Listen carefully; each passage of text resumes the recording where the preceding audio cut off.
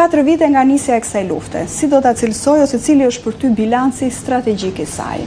Ka një fitues, ka një humbës deri më tani? Lufta duket se është në stagnacion, pra është në vend numero dhe madje mund të duhet që të numërojmë dhe shumë përvjetore të tjerë të nisjes së luftës dhe të jemi po aty ku jemi sot. Që do të thotë një avancim me ritëm breshke të ushtrisë ruse, por që gjithsesi është avancimi i qëndrueshëm dhe i pandalshëm, por me ritme shumë të vogla. Pra, flasim në ritmet e humbjes së një lagje apo një qyteze në kuadrin e një jave apo një muaji.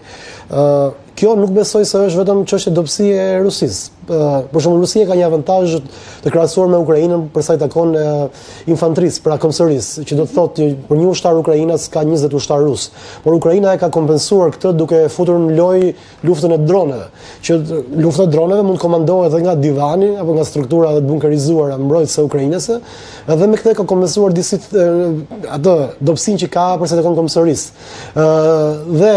Por dhe Rusia nuk është mbrapa në këtë pjesë, madje inflacioni që ka goditur Rusinë vitet e fundit, rritja e çmimeve, sanksionet, ka bërë që industria ruse të bëjë një shift dhe të transferohet nga një industri civile me një ekonomi normale, një industri luftarake. Përprodhohen vetëm tanke dhe drone.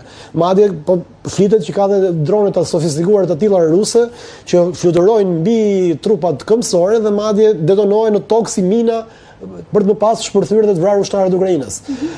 Kështu që nga të dy anët është përqendruar luftë teknologjike, pra me armë teknologjikisht të sofistikuara, që është kryesisht një luftë e tillë. Por duhet thënë që lufta në Ukrainë nuk është lufta në Gaza, që do të thotë, unë mendoj dhe qëllimisht, pra dhe si strategji e vetë Rusisë. Rusia nuk duket se ka atje qëllimin apo strategjinë që të shfarosë gjithë popullatën për të sjellë rusë aty dhe për të krijuar koloni. Jo. Putini do atë që ka bërë në territoret tjera, pra do që të qeverisë ato territoret pushtuara, të aneksojë më pas me ata njerëz. Dhe kjo është një... Sa ja ka arritur Putin ndër objektivat që ka shpallur që në nisje të këtij pushtimi? Çfarë ka arritur? Po, nëse objektivi i parë që i shpallur nga Kremlini, që ishte rrëzimi i pushtetit neonazist në Ukrainë, nëse ka fjalën për Zelenski dhe qeverinë e tij nuk e ka rrëzuar, nuk e ka arritur dot. Pra është një dështim, se është thënë publikisht. Pra. Një nga qëllimet e luftës është rrëzohet, të zhduket qeveria neonaziste e Zelenskit, nuk e ka arritur. Është dështim.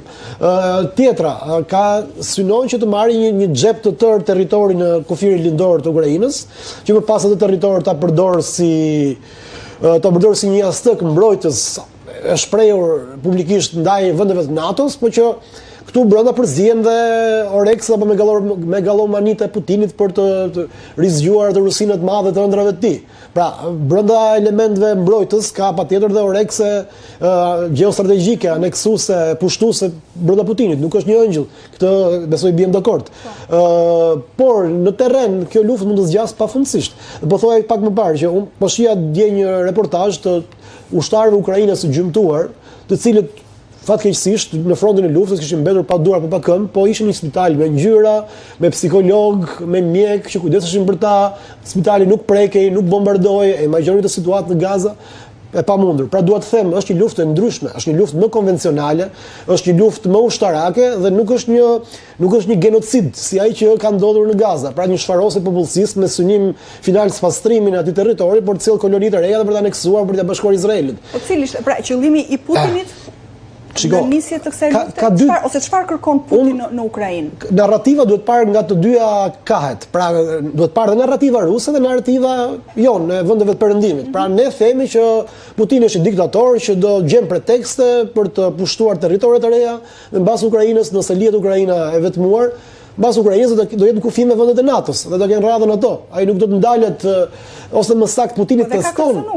Jo vetëm ka kërcënuar, pa ai tani në Gjeorgji bëri ato që deshin. Në Ukrainë po bën ato që po do, me ritmet që ai ka vendosur, mendoj unë, dhe jo vetëm i frenuar nga furnizimet e Ukrainës, që duhet thënë Amerika i ka lëshuar gradualisht dhe ja ka lënë në dorë kryesisht edhe Evropës që të bëj pjesën e saj, por në Evropë shohim që është e tepur nga nacionalizmat dhe egoizmat e brendshme politike dhe nuk po e merr të vendimin strategjik për të investuar më shumë në mbrojtje, përfshi dhe në çështjen e Ukrainës. Sepse presidentët apo kryeministrat që janë në qeveritë përkatëse mbas 4 vjetësh nuk do jenë më dhe plani i afatgjatë i NATO-s është mbas 9 vjetësh të arrihet tek shpenzimet 5% të buxhetit të një shteti kombëtar në Aleancën e Përbashkët. Qartë. Mirë, Sokol, kur nisi kjo luftë 4 vite më parë,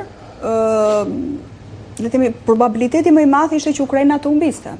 Nëse kemi parasysh një fuqi ushtarake sikurse është Rusia, por që pas 4 vitesh jemi në këtë bilancë në të cilën e po flasim së bashku.